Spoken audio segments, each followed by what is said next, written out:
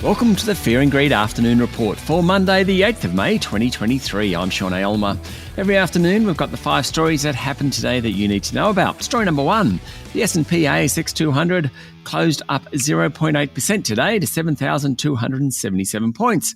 Wall Street's strong performance over the weekend provided a good lead-in, and many of the top stocks did pretty well. BHP was up 1.5%, Fortescue Metals jumped 2%, and Rio Tinto closed 2.5% higher. All the banks rebounded. Westpac announced a $4 billion half-year profit and its share price rose 2%. NAB was up 2.3% and Commonwealth Bank rose 1%. Macquarie Group was among the worst performers, falling more than 2%, while Woolworths was off 1.3%. Lithium stocks did pretty well today. The mood is turning on the price of the metal, which has fallen about 70% this year so far. Core Lithium led the way with its share price jumping 7% today. Story number 2, investment analysts are upgrading their profit forecasts for both Woodside and Santos after the government limited the increase of the Petroleum Resources Rent Tax in tomorrow night's budget. Treasury has recommended a plan which caps gas producers' tax deductions alongside tougher tax compliance measures. That's likely to raise $2.4 billion over the next 4 years. Other options could have potentially raised much more money. So investors today were pretty relieved with the news, pushing Australia's largest oil and gas company, that's Woodside, up 3%. Santos jumped 2%. Story number 3, new housing approvals fell in March, with private sector home approvals 15% lower than a year ago. That's bad news for the construction sector and, of course, tradies out there who are already struggling with rising prices and slowing demand.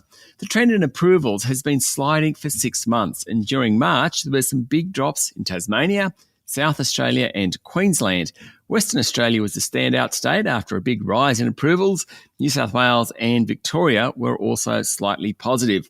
Staying with the Bureau of Statistics, the number of new owner-occupied first home buyers jumped 16% in March after reaching a 5-year low the previous month. They're still about 22% lower than a year earlier.